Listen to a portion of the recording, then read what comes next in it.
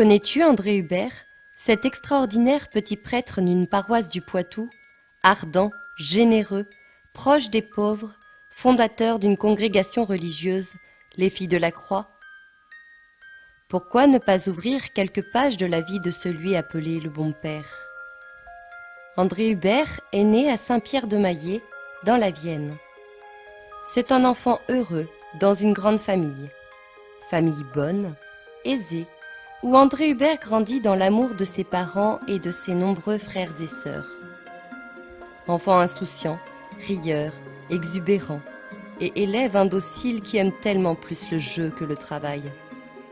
Il est cependant aimé de tous ses camarades pour son joyeux entrain et sa franchise. Sa mère, bonne et calme poitevine, a dans toute la contrée la réputation d'une sainte. Première institutrice d'André Hubert, elle est souvent étonnée par l'exubérance de son enfant, mais elle connaît aussi son cœur et son grand fond de tendresse. Elle dira à André Hubert : « Un jour, mon bon André, tu seras prêtre. Tu monteras à l'autel et tu prieras le bon Dieu pour ta mère. » Merveilleuse intuition d'une mère. Sa mère a semé, puis elle a laissé toute la place à Dieu. Et Dieu ne semble pas pressé, pas plus qu'André Hubert qui écrit, à la première page d'un de ses livres, ce curieux titre de propriété : « Ce livre appartient à André Hubert, bon garçon, qui ne sera jamais ni moine ni prêtre. » Mais Dieu travaille avec le temps. La vie est devant André Hubert. Il aime la vie. Après 1 an à l'école de droit de Poitiers, André Hubert écrit si mal qu'il ne peut prétendre à la magistrature. Que faire? Sans consulter, il s'engage dans l'armée. Un beau jour, dans son costume militaire, n'osant frapper à la porte de la maison paternelle, il se présente chez son oncle, curé de Saint-Pierre-de-Maillé. L'accueil est sec. André Hubert ne sait plus où aller. Il sait cependant qu'une porte lui est toujours ouverte, celle du cœur de sa mère. L'accueil inconditionnel de sa maman donnera à André Hubert de toujours repartir.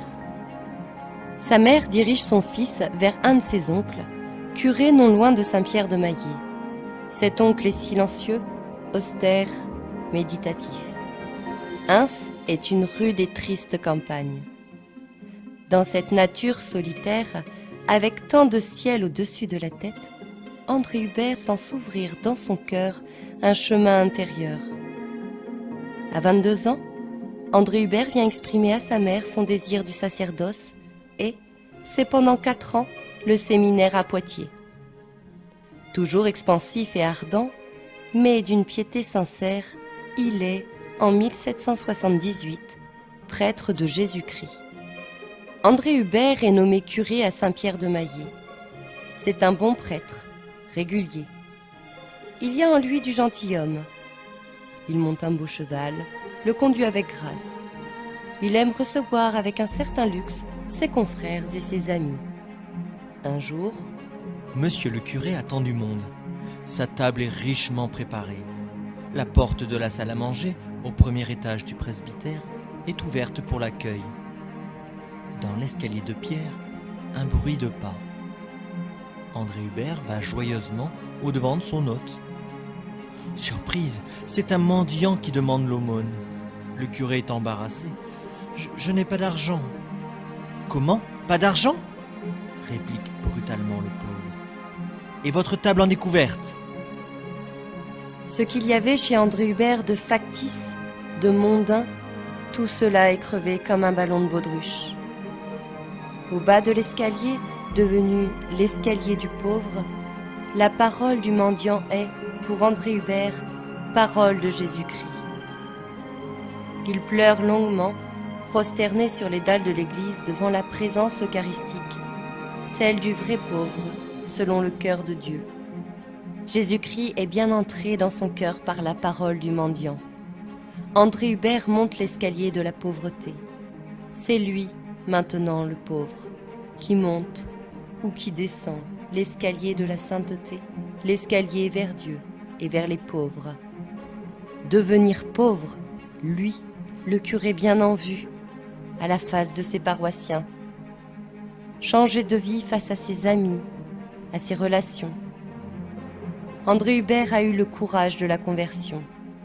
Il a enfin trouvé le chemin de ses sources. Sa riche vaisselle, ses beaux meubles, son argenterie, il les vend. Et le voilà allégé, libéré.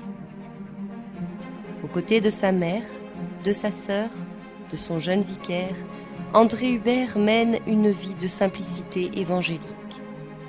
Maintenant, André Hubert ne cherche plus à briller. Il prêche avec foi, douceur, simplicité, se mettant à la portée de ses paroissiens. Avant, monsieur le curé, vous prêchiez si bien qu'on ne vous comprenait pas. Maintenant, tout le monde comprend ce que vous dites. André Hubert est devenu pasteur. Et alors qu'il n'a que 33 ans, Monsieur Fournet, comme on l'appelle, a la réputation d'un saint dans toute la région. Mais l'histoire d'André Hubert ne s'arrête pas là. L'escalier du pauvre n'est qu'un commencement.